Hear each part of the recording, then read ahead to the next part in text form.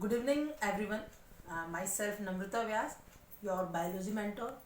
छोटी सी कोशिश कर रही हूँ बच्चों, आपको 12th बायोलॉजी 12वीं बायोलॉजी के चैप्टर 9 जिसका नाम है principles and process in biotechnology, इसको बताने की कोशिश कर रही हूँ बड़े ही आसान शब्दों में, जिससे हर बच्चा जो किसी भी स्तर का हो वो आसानी से मेरे शब्दों में इस अध्याय को, इस चैप्टर को समझ सके. मेरा चैप्टर हिंदी इंग्लिश मीडियम दोनों के लिए ही इक्वली है, तो आप ध्यान से सुने. स्टार्ट करते हैं इस चैप्टर को.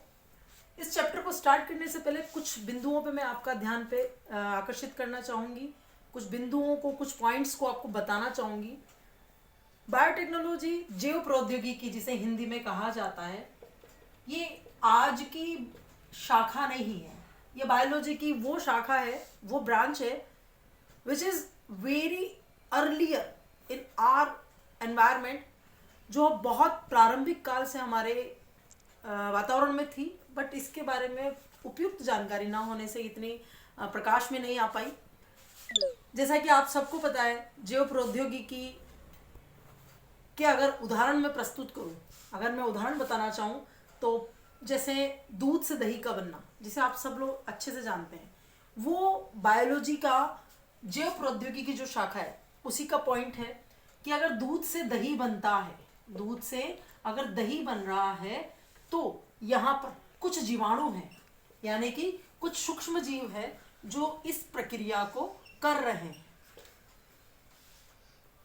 ये बायोटेक्नोलॉजी का, जैव प्रौद्योगिकी का पुराना रूप है. जैसे ही वर्तमान में हमने आधुनिक जैव प्रौद्योगिकी, मॉडर्न बायोटेक्नोलॉजी के रूप में प्रस्तुत किया है, प्रेजेंट किया है. इट मीन्स आज के समय में अगर हम इस परिभाषा को करना चाहें तो जैव प्रौद्योगिकी, बायोटेक्नोलॉजी की जो डेफिनेशन है वो कुछ इस तरह से दी जाती है. बायोटेक्नोलॉजी, जैव प्रौद्योगिकी जो वर्तमान समय में है, उसका मतलब ये होता है कि किस प्रकार से जीवों में तकनीक का उपयोग करते हुए मानव हित में उत्पाद बनाए जाए. बड़े ही साफ और सुंदर शब्दों में मैंने आपके सामने जैव प्रौद्योगिकी, बायोटेक्नोलॉजी की डेफिनेशन बताने की कोशिश की. इट मीन्स मैं आपको ये बता दूं how technology use in biology and make formed products in human welfare. 3 words आपको याद रखने हैं बच्चों, 3 वर्ड्स आपको याद रखने हैं. ऑर्गेनिज्म, इट मीन्स जीव, प्लस टेक्निक, और थर्ड है ह्यूमन वेलफेयर. इन 3 वर्ड्स की मदद से आप ये पूरी डेफिनेशन, इस पूरी परिभाषा को बोर्ड एग्जाम्स में लिख सकते हैं, जिसे सर्वमान्य माना जाए. अगर आगे हम बात करते हैं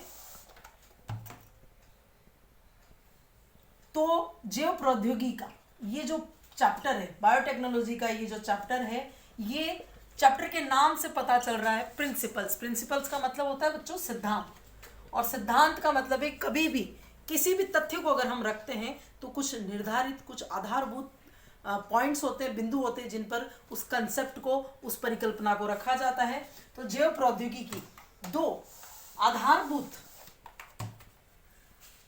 सिद्धांत हैं जिनके आधार पर बायोटेक्नोलॉजी को, जैव प्रौद्योगिकी को रखा गया है. पहला है, जिसे हम सामान्य भाषा में काफी बार पढ़े हुए हैं, सुने हुए हैं, आनुवांशिक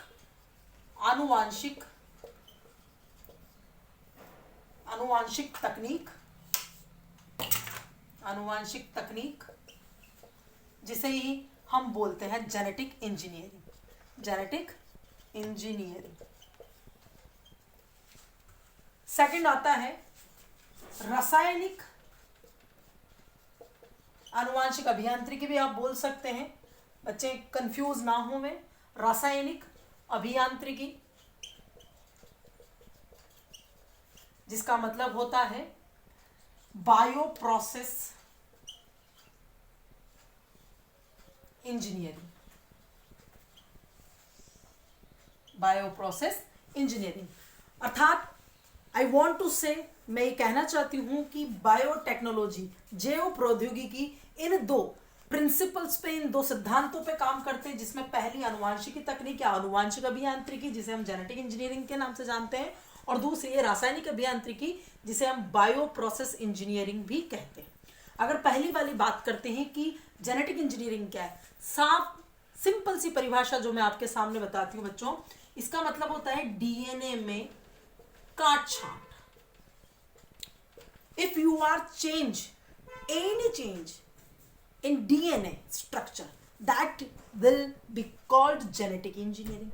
And second, अर्थात डीएनए में किसी प्रकार की आप हेर फेर काट छाट करते हैं तो जेनेटिक इंजीनियरिंग कहलाती है, अनुवांशिक अभियांत्रिकी कहलाती है, अनुवांशिक तकनीक कहलाती है।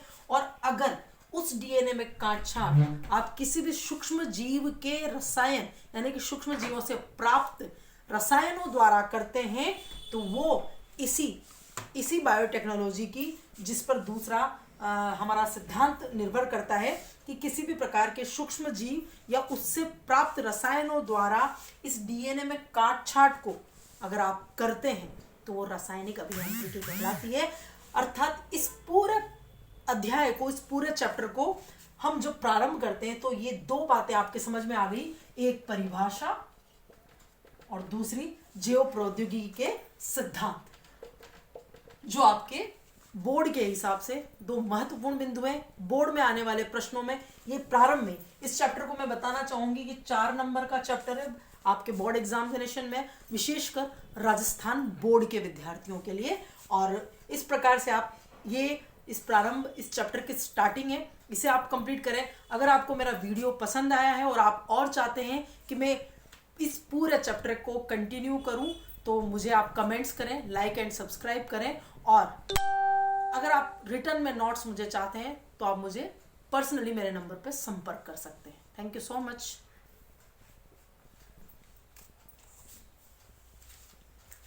मेरे नंबर